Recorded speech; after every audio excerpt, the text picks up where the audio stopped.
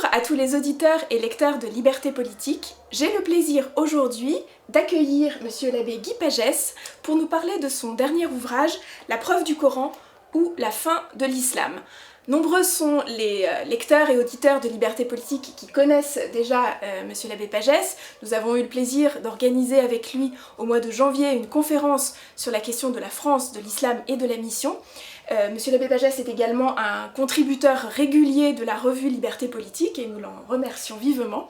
Alors, vous êtes le responsable du site internet Islam et Vérité. Vous êtes également prêtre et avant tout prêtre au diocèse de Paris depuis 26 ans avec une mission particulière, l'évangélisation des musulmans. Vous avez publié déjà un ouvrage qui date d'il y a quelques années maintenant, Interroger l'islam, on est à sa 4e édition si mes souvenirs sont bons, donc un succès de librairie et une référence en la matière, dans laquelle vous pourchassez finalement toutes les incohérences et les contradictions inhérentes à la foi islamique, et vous venez de publier aux éditions Dominique Martin-Morin un petit opuscule qui est en quelque sorte un tiré à part ou un résumé, un concentré des meilleurs morceaux de cet ouvrage, intitulé donc La preuve du Coran ou la fin de l'islam. Alors, est-ce que vous pouvez nous en dire un petit peu plus sur ce projet Interroger l'islam et pourquoi vous en êtes venu à publier justement ce deuxième ouvrage? Est-ce pour le rendre plus accessible, pour une diffusion plus large?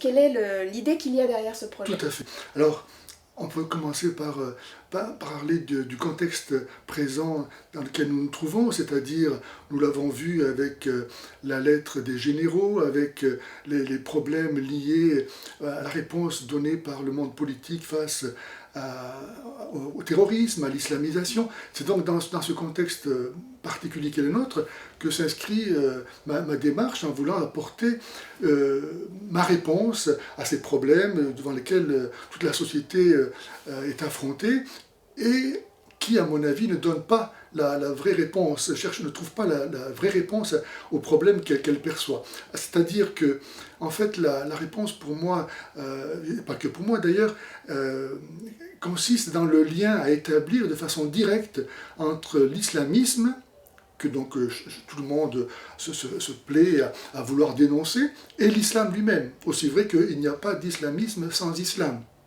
Donc ça, c'est très important d'accepter, de reconnaître ce lien, si on veut vraiment trouver la réponse à apporter dans la société aux problèmes générés par ce qu'on appelle l'islamisme, de bien voir le lien qu'il y a entre islam et islamisme, aussi vrai qu'il n'y a pas d'islamisme sans islam. Ensuite, il faut voir que ce lien n'est pas facile à faire parce que nous vivons dans une société relativiste qui est de domaine de l'opinion. Et donc l'islam jouit du statut d'opinion qui donc a priori a autant de droit d'être que n'importe laquelle autre opinion. Il n'y a pas de référence à la vérité. Parce que si on faisait référence à la vérité, ce qui est le domaine propre de la religion, par excellence, qui se réfère à un absolu, inconditionnel, à ce moment-là, on pourrait définir de façon assurée ce qui est bien et ce qui est mal, et notamment concernant ce qu'on appelle les opinions, et donc aussi l'islam. Mais parce qu'on se refuse à admettre dans notre société la question de la vérité, parce que tout n'est qu'opinion, alors on ne peut pas atteindre l'islam en tant que tel. Donc l'islam va continuer à générer l'islamisme parce qu'on est incapable de l'affronter à la vérité. Et donc mon propos consiste à essayer de montrer en quoi l'islam affrontait à la question de la vérité et la réponse à donner par la société à cette question de l'islamisme que tout le monde refuse. Alors pour affronter l'islam, la question de la vérité, il suffit de réaliser que tout l'islam repose comme une pyramide à l'envers, sur sa pointe, c'est l'image que vous utilisez. Voilà, sur le Coran. Les musulmans n'ont pas d'autre assurance pour être musulmans que la vérité du Coran, qui est la preuve par excellence de l'origine divine de l'islam. Et c'est si vrai que Allah, dans le Coran, à plusieurs reprises, par exemple, sourate 11, versets 13 à 14, lance un défi au lecteur en disant « Apportez une sourate ou un verset semblable à ceci, sous-entendu, vous êtes incapable. Donc parce que vous êtes incapable d'apporter quelque chose de comparable à ce texte, c'est la preuve qu'il n'est pas fait de main d'homme et donc qu'il est fait de main divine. Donc il faut bien voir que tout l'islam et non seulement génère l'islamisme, mais que lui-même repose sur cette prétendue preuve de l'inimitabilité du Coran.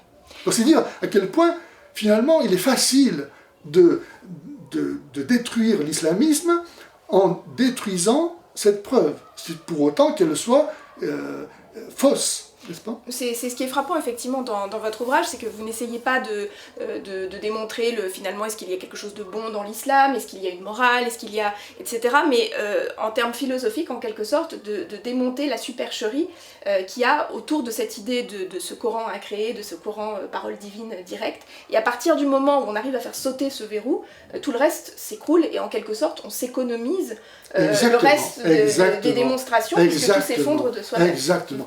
Effectivement, je crois à la vérité de ce que le Christ dit lorsqu'il dit qu'il n'y a pas d'arbre bon qui donne de mauvais fruits, ni d'arbre mauvais qui donne de bons fruits. Donc, soit l'islam vient de Dieu, soit il ne vient pas de Dieu. Mais si Dieu est un, et s'il a parlé par les prophètes, tous juifs, et qui ont ensuite annoncé la venue du Messie, ce que reconnaît le Coran lui-même, on ne voit pas comment il pourrait y avoir plusieurs religions, comme aujourd'hui, malheureusement, on l'entend dire, y compris dans l'Église, jusqu'aux plus hautes autorités, et donc comment on peut légitimer du bien qui viendrait de l'islam. Là, il y a un amalgame énorme qui est aussi banal que funeste, répandu dans la société, où on va attribuer le bien que l'on voit chez des musulmans à l'islam lui-même, n'arrivant pas à distinguer ce qui, chez un homme musulman, relève de l'islam ou de sa nature humaine. Oui, parce qu'il y a du bon en chaque homme, d'ailleurs. Voilà. Et ça, malheureusement, parce qu'on va voir des bonnes choses faites par des musulmans, on va l'attribuer à l'islam. Et c'est ça qui est dramatique, c'est qu'on n'arrive pas à comprendre qu'un musulman, il est capable, comme tout homme, d'écouter sa conscience, et donc de ne pas faire ce que Allah lui demande. En fait, un bon musulman, c'est un mauvais musulman, parce qu'il n'écoute pas Allah, et c'est la raison pour laquelle les islamistes vont tuer les musulmans modérés comme des mécréants, parce qu'ils n'obéissent pas au Coran. Donc tout ça pour dire que la question de la vérité est fondamentale pour tout être humain, y compris les musulmans. Ils doivent se poser la question de la vérité. Parce que eux, comme nous, comme n'importe qui d'autre, nous n'avons aucun intérêt à nous tromper sur une question aussi essentielle, qui est celle de notre salut, qui est celle de l'honneur que nous devons à Dieu, et du bien de la société. Donc ça, je crois que tout musulman qui nous écoute doit pouvoir se rendre compte que ce que nous devons chercher, c'est la vérité. Et a priori, si tout le monde peut affirmer, connaître la vérité, il est possible à chacun, en vertu de sa raison, d'éliminer les propositions qui sont contradictoires. Car si Dieu est un, il ne peut pas se contredire. Et donc si Allah se contredit, c'est donc qu'il n'est pas Dieu. Parce qu'effectivement, c'est quelque chose, pour toute personne qui s'intéresse un peu à l'islam, au monde musulman, c'est quelque chose, je dirais presque, c'est une tarte à la crème que l'on entend souvent sur les plateaux de télévision. Il y a des contradictions dans l'islam, vous pouvez trouver une sourate qui appelle à la paix et une qui appelle au meurtre, une qui dit respecter les chrétiens et une autre qui vous explique exactement l'inverse, etc. Donc ce système de contradiction finalement est inhérent à l'islam. Mais ce que vous montrez dans votre ouvrage, c'est que finalement il y a une contradiction qui surpasse toutes les autres contradictions. Voilà. C'est donc, si on arrive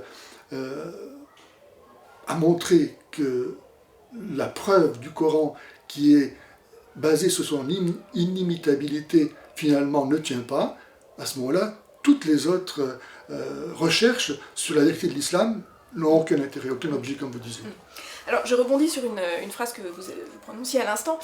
Pour les musulmans qui nous écoutent, alors je ne sais pas s'il y a beaucoup de musulmans qui écoutent Liberté Politique, je m'en réjouirais si c'était effectivement le cas.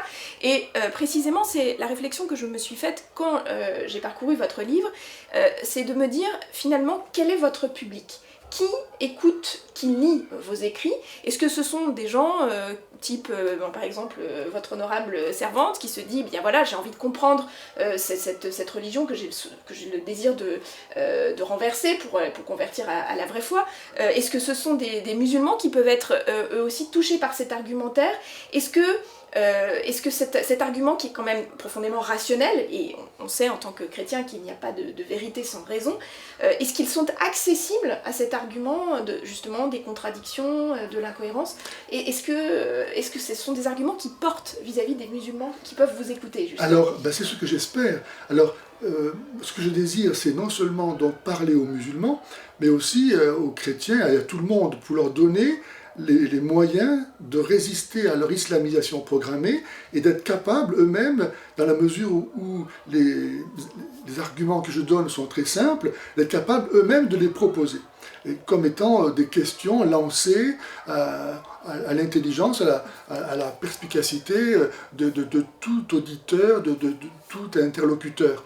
Donc je dirais mon but est double, à la fois m'adresser aux musulmans et en même temps m'adresser aux chrétiens et aux non-musulmans pour les vacciner et leur donner le moyen de ne pas se laisser tromper par l'islam. Alors vous évoquiez cette question à l'instant du discours musulman, comment est-ce qu'il est reçu, les contradictions internes du Coran. Vous avez pu voir une de mes récentes vidéos où j'ai décortiquer les propos de Tarek Sabrou, le grand imam de la mosquée de Bordeaux. Oui. Oui, effectivement. Et vous avez vu, n'est-ce pas? Ah là, c'est la contradiction en marche, si je peux me permettre, effectivement, où cette sommité de l'islam de France, pour reprendre les expressions à la mode, parvient en un minimum de temps à accumuler un nombre de contradictions assez flagrant, effectivement. Et lui-même dit, mais je me demande comment est-ce qu'il peut dire ça, et d'ailleurs c'est pas le seul.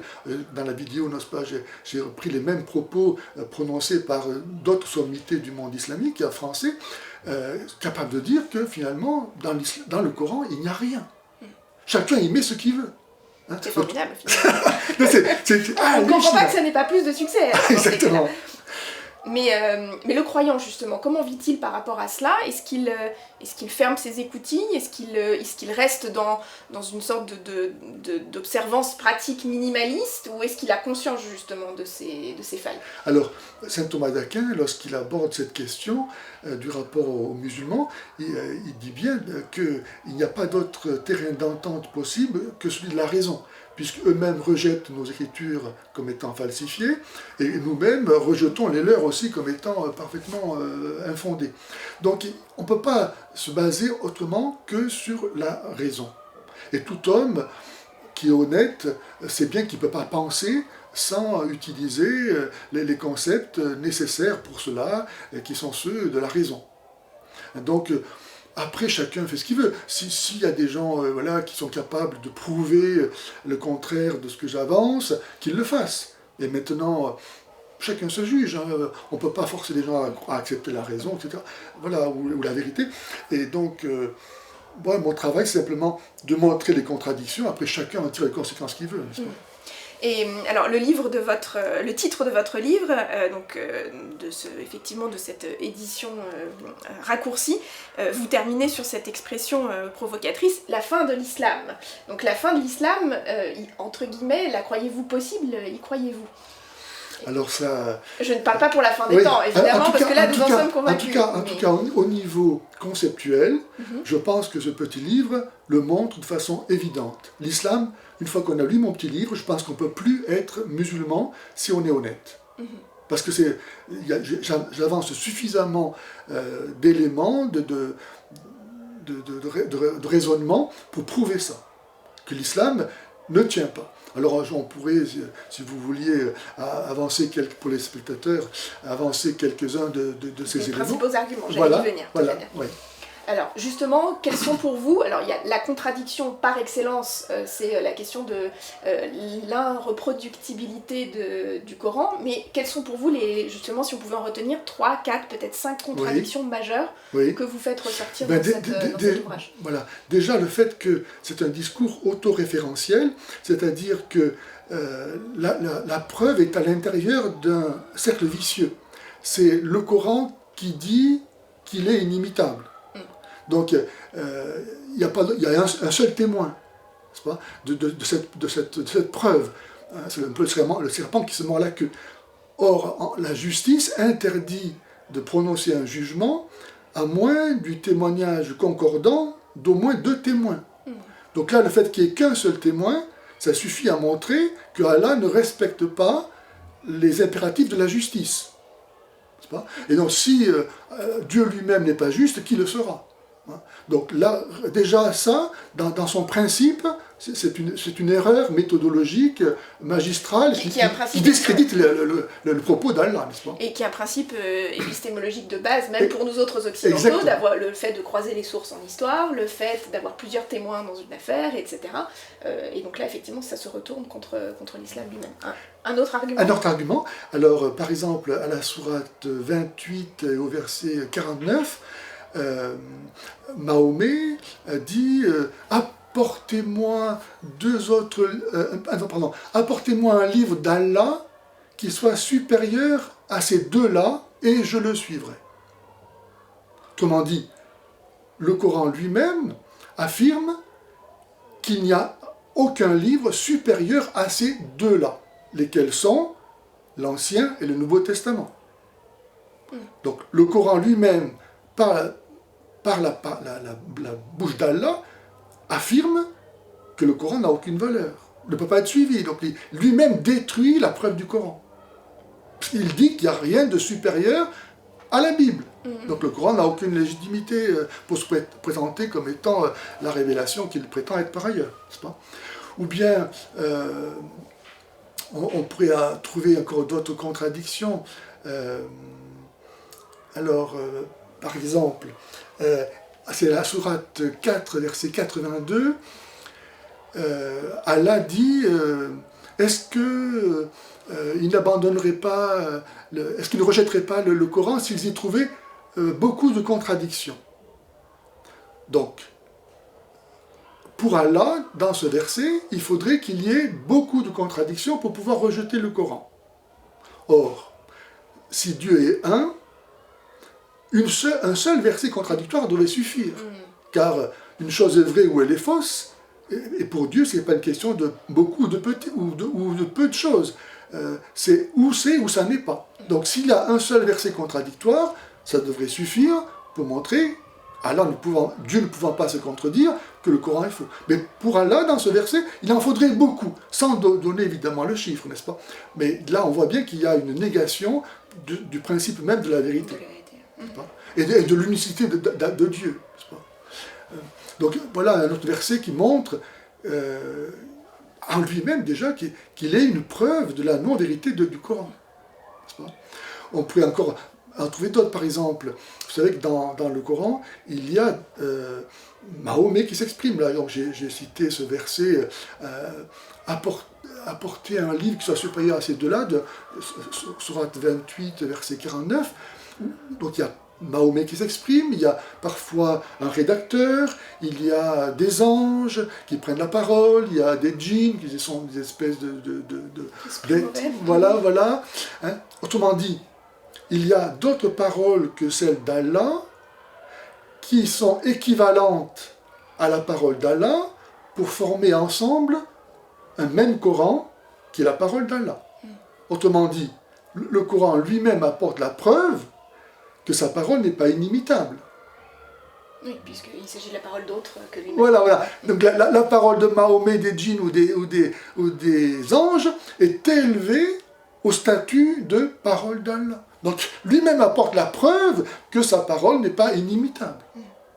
Donc voilà, autant d'arguments qui n'ont pas besoin de recourir à des recherches compliquées, savantes, voilà. C'est presque de la logique. De la logique, tout simplement, pour permettre à chacun de se rendre compte, s'il est honnête et de bonne foi, que ça tourne pas rond, que c'est un bluff. Ou bien, encore ce bluff, on peut le montrer du fait que Allah lance ce défi, mais il n'indique pas qui va en être le juge. Or, ça ne peut pas être musulman, car on ne peut pas être à la fois juge et partie. Et ça ne peut pas non plus être un non-musulman, car un non-musulman ne va jamais accepter de confier à quelqu'un qui est un mécréant et un maudit l'avenir de l'islam, n'est-ce pas? Et les critères non plus ne sont pas indiqués. Si quelqu'un prétend apporter un texte semblable à celui du Coran, sur quoi va-t-on le juger? S'il est oui ou non égal, ou supérieur ou inférieur à celui du Coran. Quels sont les critères pour juger? Ce n'est pas indiqué. Et quel sens ça aurait de prétendre, si l'islam est un chef-d'œuvre, le comparer à un autre chef-d'œuvre? Un chef-d'œuvre en soi, c'est unique, ça n'a pas de sens de vouloir dire que deux chefs-d'œuvre, l'un est mieux que l'autre ou pas, ça serait parfaitement subjectif, n'est-ce pas? Donc, les témoins de Jéhovah, les mormons, les taoïstes, tous peuvent prétendre que leur livre est le meilleur livre qui soit. Donc c'est parfaitement arbitraire d'affirmer que cette œuvre-là est supérieure à une autre si ce sont des chefs-d'œuvre. Ça n'a pas de sens. Donc un défi qui n'a ni juge, ni critère, ni sens, qu'est-ce que c'est d'autre qu'un bluff, n'est-ce pas? Donc tout cela, je crois, doit permettre à chacun, s'il est vraiment amoureux de la vérité, de se rendre compte qu'il y a un problème. Il faut d'abord résoudre ces problèmes de contradiction, n'est-ce pas? Si on peut. Ou alors il faut arrêter, quoi. C'est donc autant un travail philosophique qu'un travail religieux que vous proposez dans cet ouvrage. Alors, je posais la question tout à l'heure de savoir comment les musulmans peuvent recevoir ce livre, mais comment nous pouvons le recevoir en tant que chrétiens, en tant que croyants.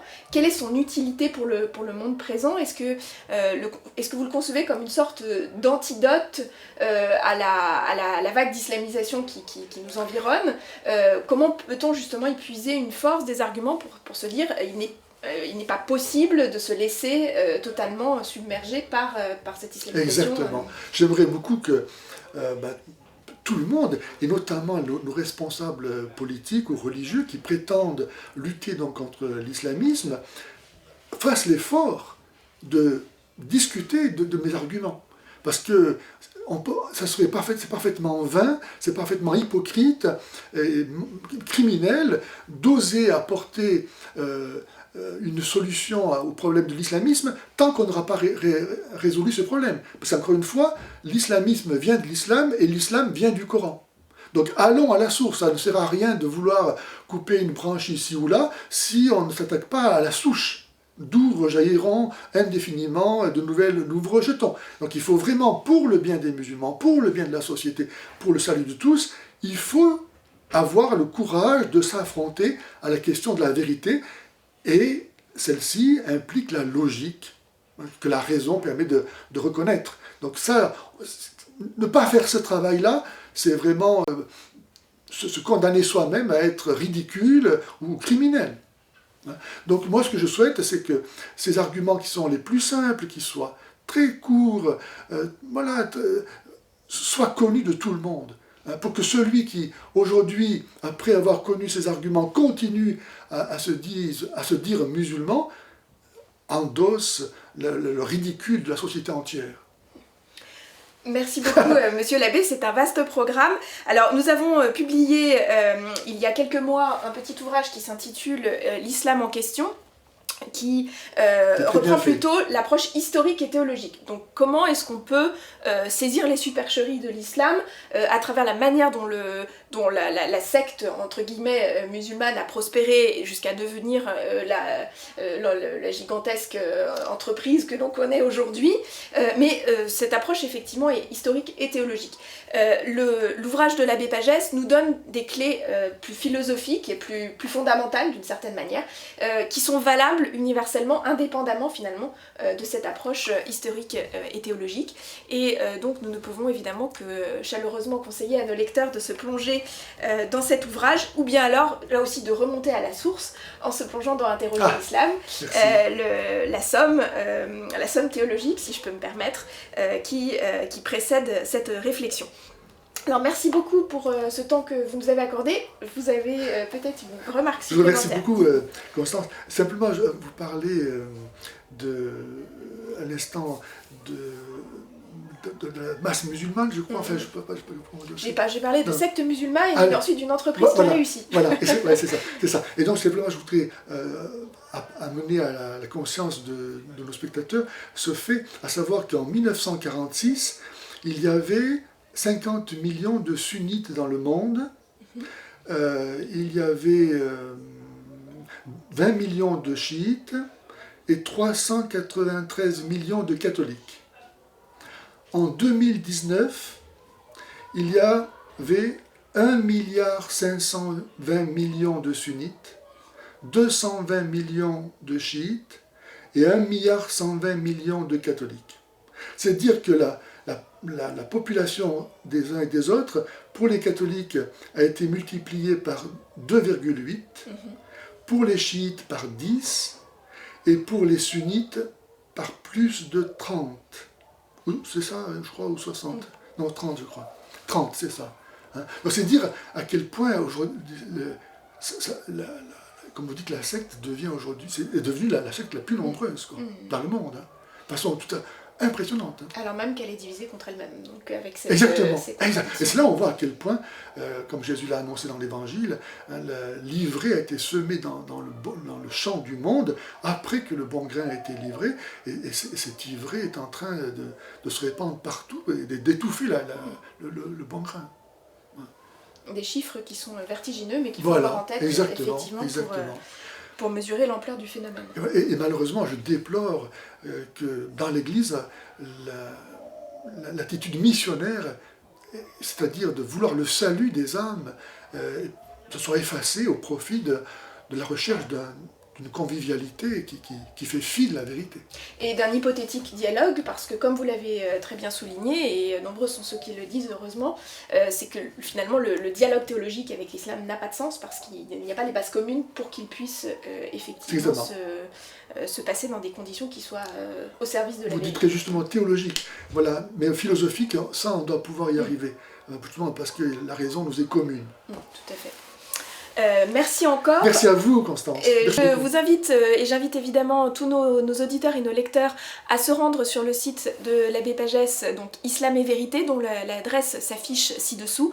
Vous y retrouverez un certain nombre de vidéos explicatives qui viennent compléter l'entretien d'aujourd'hui, et en particulier une vidéo qui date du mois de février, dans laquelle l'abbé Pagès revient sur les propos de l'imam de Bordeaux, Tarek Oubrou, et où les contradictions justement inhérentes à l'islam apparaissent au grand jour. Je vous invite aussi, dans un tout autre registre, à vous procurer le dernier numéro de la revue Liberté Politique, qui parle de questions démographiques, donc on retombe sur des querelles de chiffres, mais pour lequel l'abbé Pagès nous a proposé une réflexion très stimulante sur la question de la confession et des nouveaux moyens de communication. Merci encore et à très bientôt, je l'espère.